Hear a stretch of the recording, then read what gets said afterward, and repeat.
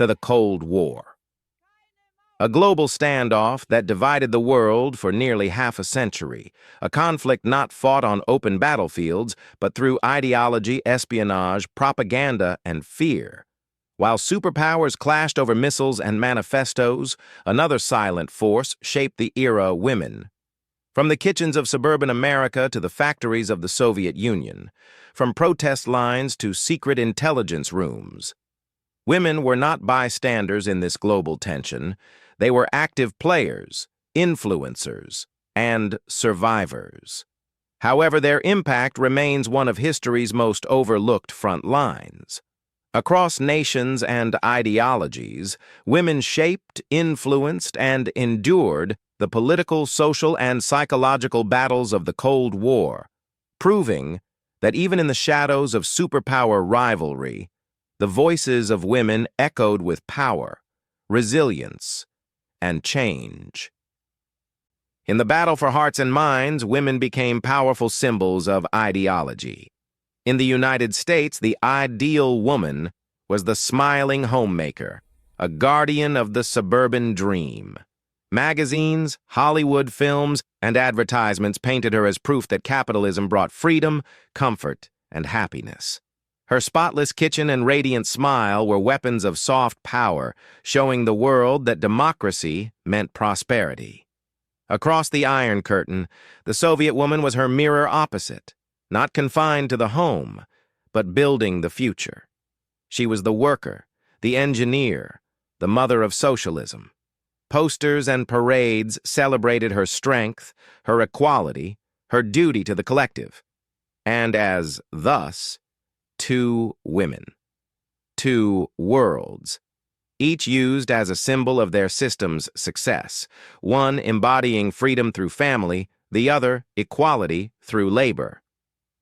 In the global war of images, women stood at the center not just as citizens, but as living propaganda in the struggle for ideological supremacy.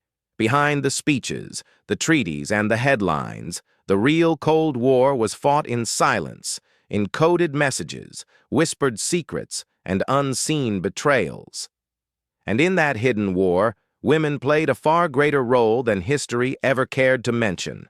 They were spies, couriers, analysts, ghosts, moving through the shadows of global power. In an era ruled by men, many dismissed women as harmless, invisible, incapable of deceit. That arrogance became their greatest weapon. In Washington, London, and Moscow, agencies like the CIA and the KGB quietly recruited women for missions that demanded precision, charm, and nerves of steel. They slipped through embassy corridors, translated intercepted messages, carried film rolls in handbags, and smuggled secrets across borders no army could cross. Ethel Rosenberg, the American woman executed in 1953 for allegedly passing atomic secrets to the Soviet Union. A case that shocked the world and deepened Cold War paranoia. Elizabeth Bentley, once a Soviet courier in the United States, defected and exposed an entire network of communist agents, sending tremors through Washington's power circles. And in Britain, mild-mannered Melita Norwood, known as the spy who came in from the co-op, quietly handed nuclear research to Moscow for decades undetected until she was in her 80s. These women did not wear uniforms or medals. Their battlefields were hotel rooms, safe houses, and coded telegrams. Some believed they were protecting peace. Others thought they were defending truth. They all lived double lives, loyal to a cause that could never acknowledge them. Their intelligence work shaped policy, uncovered plots, and fueled the fear that defined an age. In every capital, every whisper, every secret exchange. The fingerprints of women were there, unseen and uncelebrated, but yet essential to the very fabric of the Cold War's silent struggle.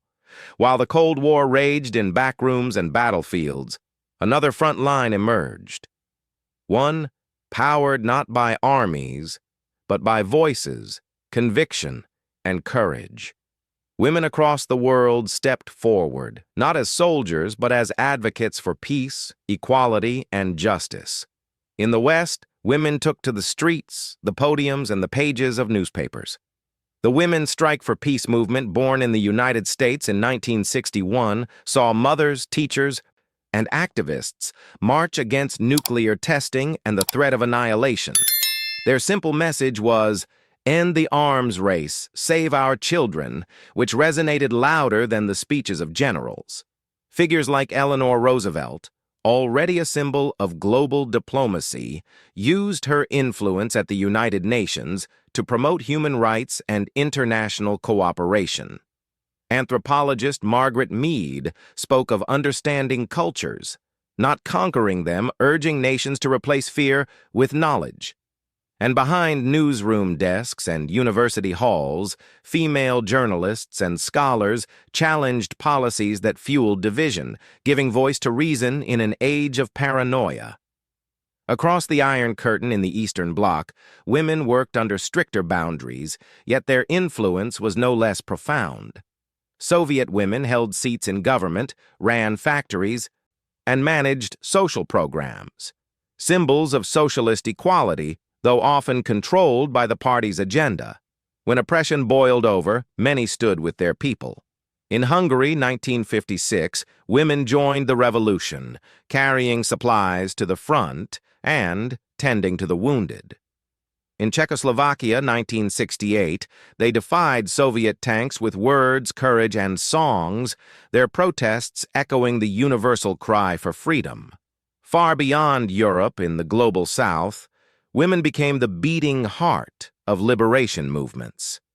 In Nigeria, Funmilayo Ransome Kuti fought British colonial rule and later opposed military dictatorship, demanding justice for the people.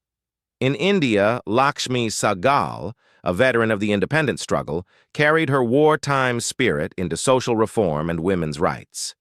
Across Asia, Africa, and Latin America, women wove the fight for gender equality into the larger struggle for self-determination, proving that independence meant little without dignity. Together, East and West, North and South, these women turned politics into a stage for humanity, bridging ideologies with compassion and daring to believe that peace was not a fantasy, but a responsibility. Their protests, speeches, and movements reshaped the moral landscape of the Cold War. The Cold War wasn't just a clash of ideologies only, it was also a race of innovation, technology, and power. And behind the rockets, laboratories, and command centers stood women whose brilliance helped shape the future. In laboratories across America, women worked quietly at the heart of scientific discovery. They ran calculations, designed experiments, and built the foundations of the modern age, often without recognition. Among them were the now famous hidden figures, Katherine Johnson, Dorothy Vaughan, and Mary Jackson, African-American mathematicians whose calculations powered NASA's greatest achievements.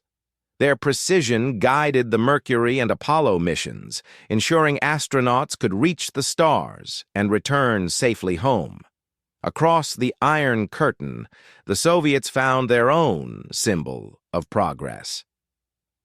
In 1963, Valentina Tereshkova, a factory worker turned cosmonaut, became the first woman in space. Her flight aboard Vostok 6 was more than a triumph of engineering.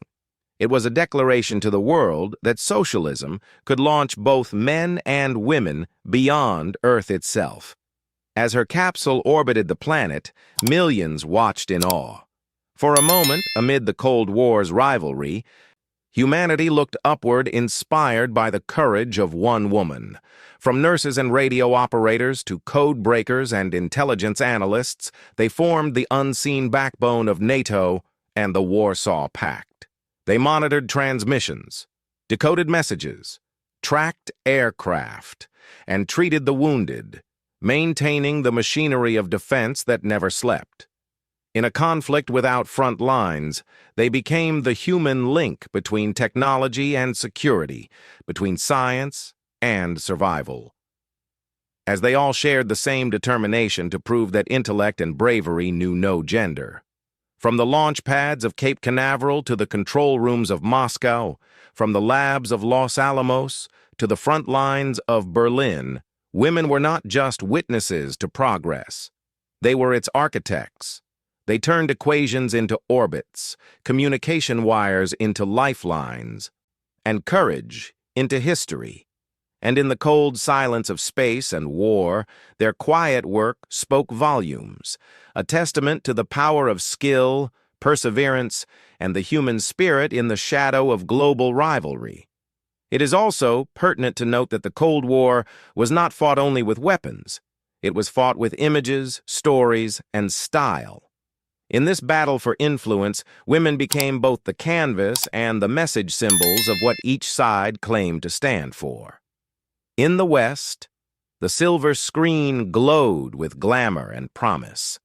Actresses like Marilyn Monroe, Audrey Hepburn, and Grace Kelly embodied the American dream: freedom, beauty, and confidence. Their images were broadcast across the globe. Proof, the U.S. claimed, that capitalism celebrated individuality and desire. Hollywood became a weapon of charm, exporting not just films, but an idea that the West was modern, liberated, and alive. But behind the Iron Curtain, Soviet media saw something else. To them, the Western woman was a symbol of excess, vanity, and capitalist decay. State propaganda countered with its own vision of the proud, modest worker, the mother devoted to the collective. In magazines and murals, she stood not in silk and pearls, but in uniform and strength, holding tools instead of handbags. However, where the West offered luxury, socialism offered purpose. Across both blocks, female artists, writers, and thinkers captured the Cold War's unease. They painted the anxiety of nuclear fear, wrote of families divided by ideology, and sang of love in a time of suspicion.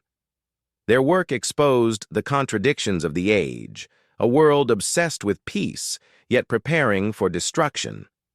In the East, writers like Anna Akhmatova and Alexandra Bruchstein spoke through poetry and prose, balancing hope with grief. In the West, voices like Sylvia Plath and Doris Lessing explored conformity, identity, and the quiet struggles beneath prosperity. Through art, women questioned both capitalism and communism, searching for truth between propaganda and silence. Whether in a Hollywood studio or a Moscow apartment, in paint, verse, or film, women gave the Cold War its emotional pulse. They were the beauty, the conscience, and the rebellion of an age trapped between fear and freedom. By the 1980s, after decades of tension and fear, the world had grown weary of walls, weapons, and war. And, once again, it was women who stepped forward to demand something different, not victory, but peace. Across continents, mothers, teachers, and activists rose to challenge the nuclear arms race. They marched, camped, and sang for a future without fear. In Britain, a movement began that captured the world's attention: the Greenham Common Women's Peace Camp. There, thousands of women surrounded a U.S. airbase in protest of nuclear missiles on British soil. They built makeshift camps, chained themselves to fences, and stood firm in the rain and cold, saying, "We cannot give life, and also prepare for its destruction." The Greenham women became a symbol proof that ordinary citizens could confront the machinery of war with nothing but persistence and moral strength. From London to Moscow, from New York to Prague, women crossed borders both real and ideological. They organized peace conferences, exchanged letters, and met in neutral cities, American and Soviet women side by side, daring to speak when their governments would not. While politicians built arsenals, they built understanding. Through their unity, they turned protest into dialogue and dialogue into hope. The spirit of these peace movements helped shape the global human rights and feminist causes that followed. They proved that peace was not a passive dream, it was an act of courage, and that real power could come not from domination, but from compassion and persistence. When the Cold War finally began to thaw, the echoes of women's voices were still there. In every negotiation, every treaty, every call for freedom that followed. When the Cold War finally faded into history, its battlefields were left behind, but its lessons endured. Among them, one truth stood tall. Women had changed the course of the 20th century. From the laboratories of NASA to the peace camps of Greenham Common, from secret intelligence rooms to the halls of the United Nations, women had proven that power did not always wear a uniform or hold a weapon. Their courage lay in persistence, intellect, and empathy, the quiet forces that reshaped nations. The Cold War, meant to divide the world, instead became a stage that revealed women's strength on a global scale. In science, they broke barriers once thought unshakable. In diplomacy, they bridged ideologies through understanding. In activism, they gave voice to the voiceless, linking peace, equality, and human rights in a way the world could no longer ignore.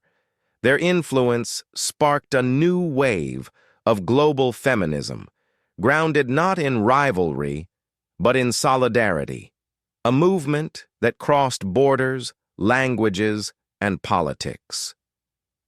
They showed that progress and peace were not opposing dreams, but two sides of the same human pursuit. And as thus, the Cold War was not only fought with missiles and manifestos, it was fought and softened by voices, courage, and compassion.